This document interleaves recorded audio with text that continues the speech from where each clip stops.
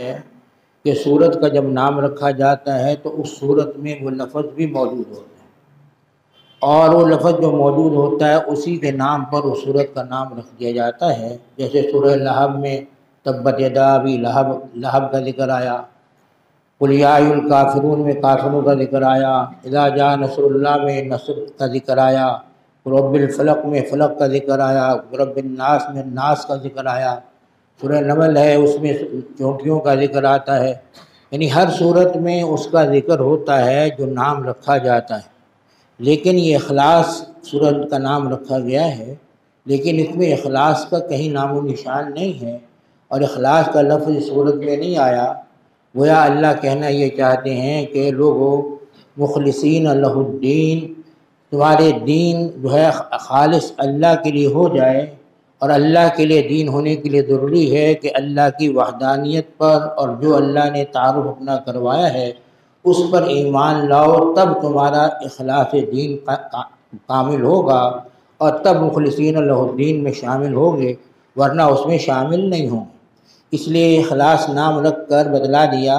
کہ یہ صورت جو ہے خالص اللہ کی توحید کے بارے میں ہے، اور اللہ کی توحید کو خاص طور پر اور صاف طور پر بیان کرتی ہے۔ اس لیے جو توحید اس میں بیان کی گئی ہے ہر مومن کو اس پر ایمان لانا ضروری ہے، اور جتنا وہ ایمان لائے گا انشاءاللہ اتنی کامیابی ہوگی۔ بتلایا گیا تھا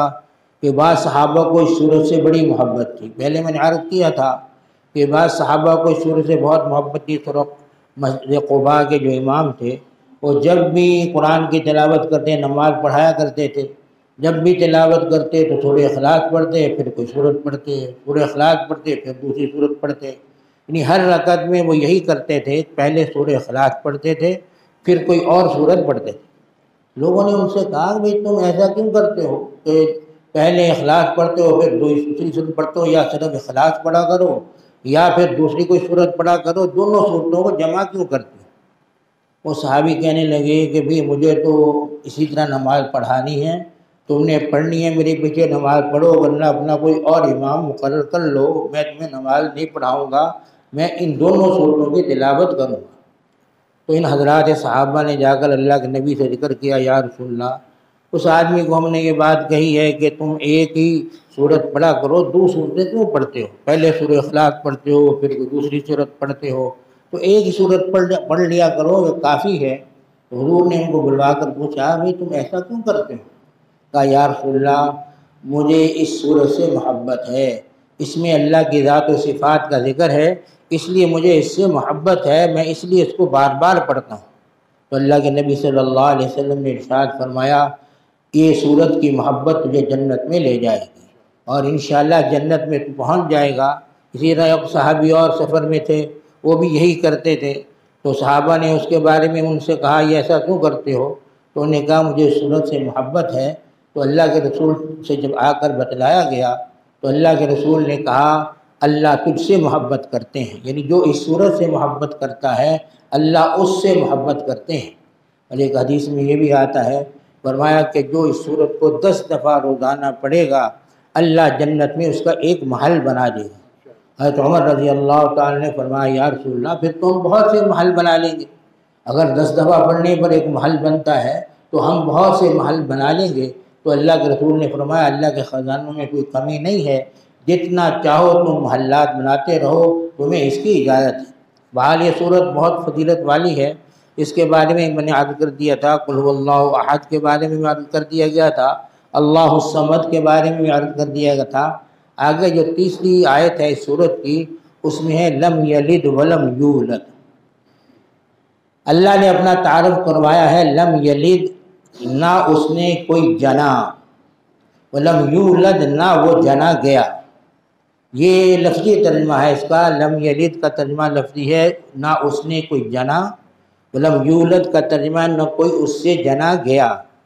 تو معلوم ہے اللہ جنا نہیں گیا، تو مطلب اس کا اردو محاورے میں یہ کہہ لیں نہ اس کا کوئی بیٹا ہے نہ وہ کسی کا بیٹا ہے، یعنی اللہ جل شانہ لم یلد، اس نے کسی کو نہیں جنا، مطلب کوئی اس کا بیٹا نہیں،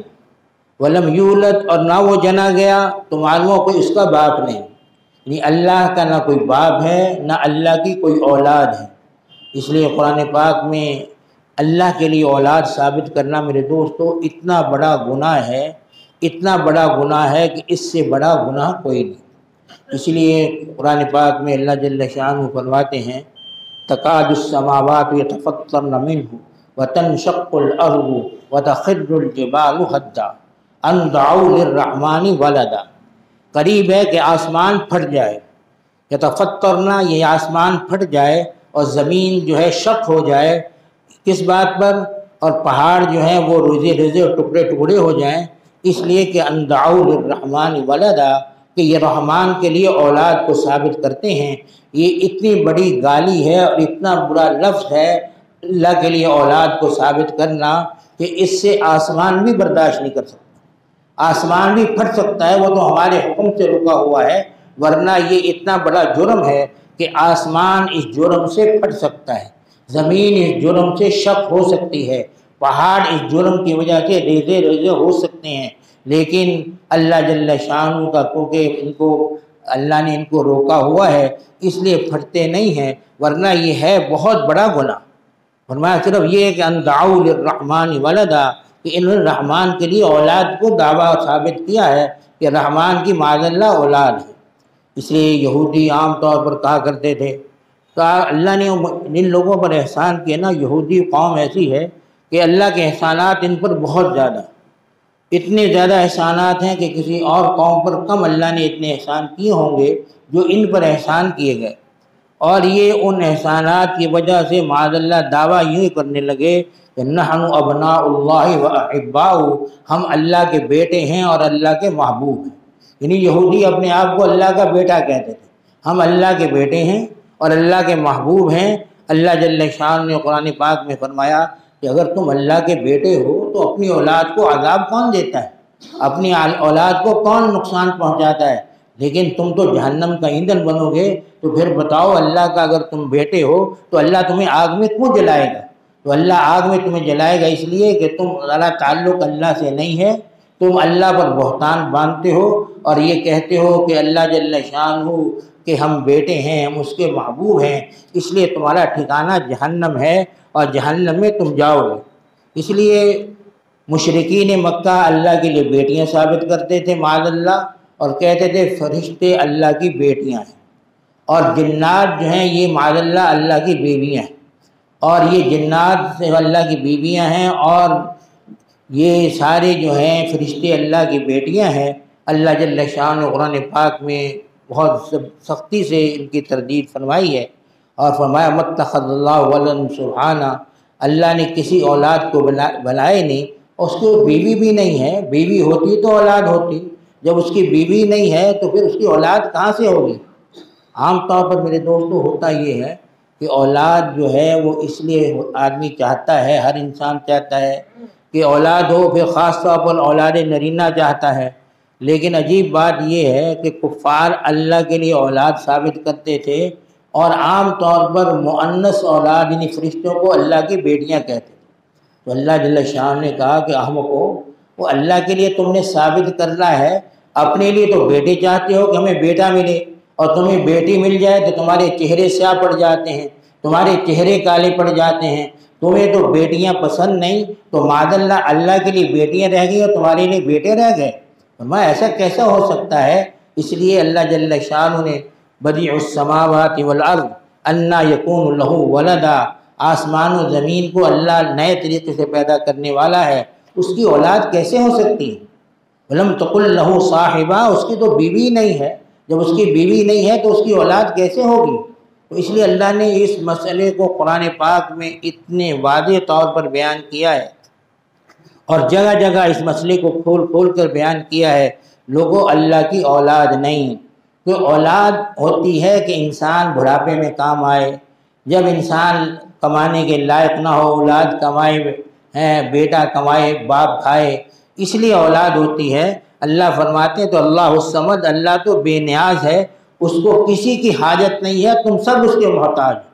جب کسی کی حاجت اس کو نہیں ہے، تم اس کے محتاج ہو، تو اس کو اولاد کی کیا ضرورت ہے؟ اولاد کی ضرورت اس کو ہوتی ہے جو محتاج ہوتا ہے۔ اور دوسری بات یہ بھی ہے کہ اللہ قدیم ہے،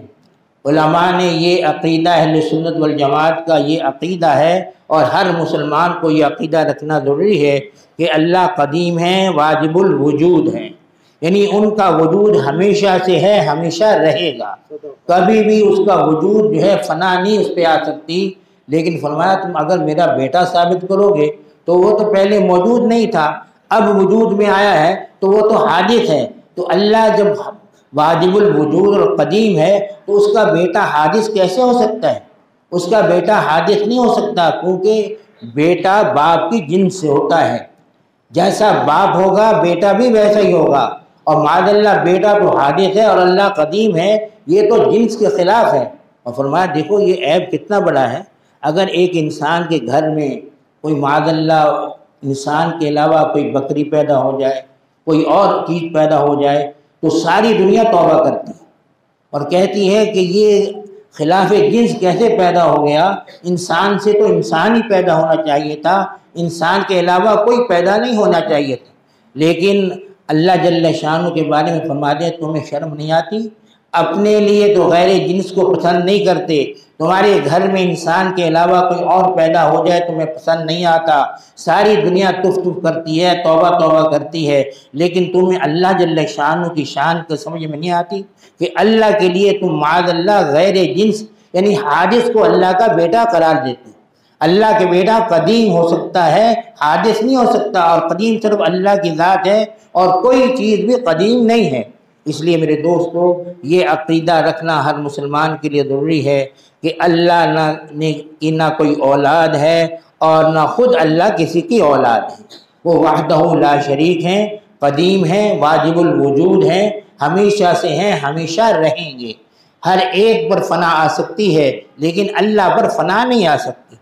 انشاءاللہ اس کے بارے میں آئندہ کچھ کروں گا، اس لیے اللہ جل شانہ ہمیں اپنے عقیدوں کو درست کرنے کی توفیق عطا فرمائے، اور اللہ جل شانہ کی ذات کا جتنا میرے دوستو ہم استعداد اس کی عظمت کا کریں گے اتنا ایمان ترقی کرتا ہے، اور ایمان ترقی کرتا تو انسان کامیاب ہو جاتا ہے۔ اللہ ہم سب کو اپنی وحدانیت کو سمجھنے کی توفیق عطا فرمائے، اور اللہ کی جو صفات ہیں اللہ ان سب پر ہمیں ایمان رکھنے کی توفیق عطا فرمائے۔ وآخر دعوانا الحمدللہ رب العالمین۔